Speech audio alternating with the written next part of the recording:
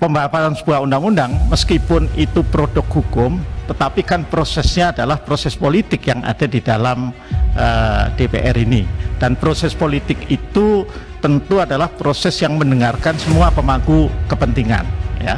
Nah, ini yang seringkali DPR ini dikritiki karena tidak mengambil satu perspektif firm dari satu, katakanlah, kelompok masyarakat sipil, tapi kami meramu dan menengahi.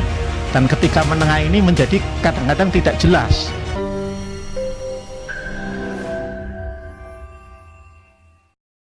Assalamualaikum warahmatullahi wabarakatuh. Selamat siang, salam sejahtera bagi kita semua.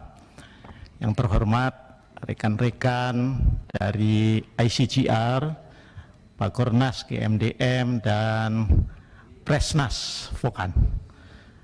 Pertama-tama tentu atas nama pribadi dan juga teman-teman di Komisi 3 kami menyampaikan terima kasih dan apresiasi atas masukan dari teman-teman sekalian sebagai elemen masyarakat sipil dalam rangka pembahasan RUU narkotika, ya. Yang tadi telah dipresentasikan itu tentu masukan yang berharga bagi kami. Dan secara khusus izinkan saya, Pak Ketua, menyampaikan beberapa hal, ya.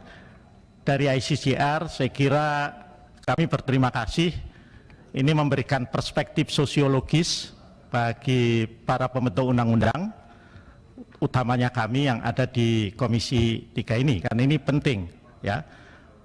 Tadinya saya termasuk juga anggota DPR yang ingin ada perubahan rezim perundang-undangan terkait dengan narkotika. Meskipun tentu barangkali dalam tanda kutip tidak seliberal yang tadi disampaikan oleh ICGR, ya.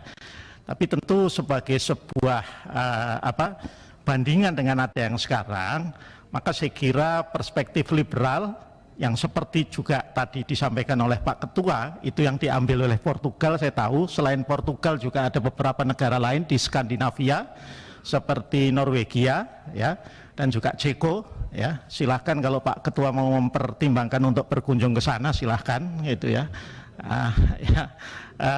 Apa yang saya kira memang merubah politik hukumnya terkait dengan narkotika ini. Nah, problemnya juga sudah sama-sama kita ketahui dan tadi dengan baik dipresentasikan oleh ICGR, ya.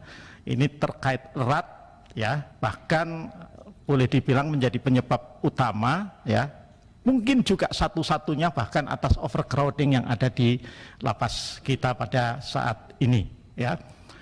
Nah, tentu teman-teman sekalian bahwa pembahasan sebuah undang-undang meskipun itu produk hukum, tetapi kan prosesnya adalah proses politik yang ada di dalam DPR ini, dan proses politik itu tentu adalah proses yang mendengarkan semua pemangku kepentingan, ya. Nah, ini yang seringkali DPR ini dikritiki karena tidak mengambil satu perspektif firm dari satu, katakanlah, kelompok masyarakat sipil, tapi kami meramu dan menengahi. Dan ketika menengah ini menjadi kadang-kadang tidak jelas, karena kok tidak ada di kanan, tidak ada di kiri, gitulah. Tapi ya itulah memang proses yang harus kami lakukan, karena harus mendengarkan dari semuanya. Nah, saya ingin bertanya nih, ataupun kalau memang waktunya tidak memungkinkan nanti ya bisa dijawab, ya. Salah satu yang kami lihat, karena sebagai anggota Komisi 3 kami semua ini kan juga setiap waktu berkunjung ke berbagai daerah dan menemukan juga hal yang tadi disampaikan oleh teman-teman ICGR, ya. Banyak yang sebetulnya kalau dalam rezim perundang-undangan sekarang, kasus narkotika itu sebetulnya masuk dalam kerangka pasal 127 dari Undang-Undang Narkotika yang ada sekarang.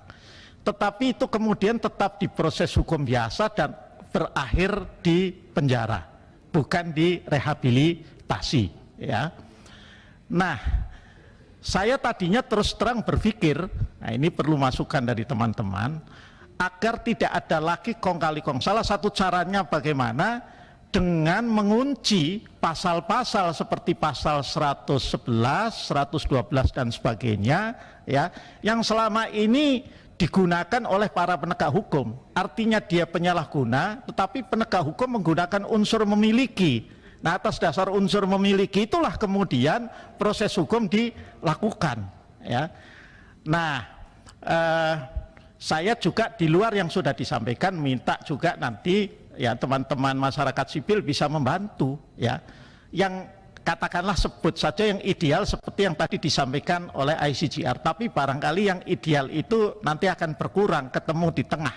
Nah, paling tidak ya politik hukum kita kalaupun tidak se-liberal yang dilakukan oleh Portugal, tapi tidak mempertahankan yang ada sekarang. Saya kira itu yang menjadi semangat kita semua.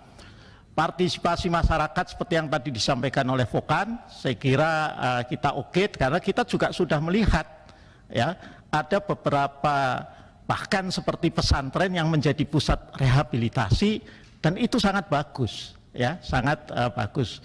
Nah, tapi tentu tidak bisa detailnya kita atur dalam undang-undang. Hanya barangkali landasan dasarnya saja yang kita atur dalam undang-undang. Saya kira dari kami itu Pak Ketua, sekali lagi terima kasih atas masukan dari teman-teman masyarakat sipil. Dan kami tentu mempersilahkan teman-teman semua nanti dalam pembahasan yang bersifat terbuka untuk bisa mengikuti dan langsung bisa memberikan masukan via WA itu dari atas itu biasanya kepada kami yang sedang membahas di sini. Terima kasih. Assalamualaikum warahmatullahi wabarakatuh.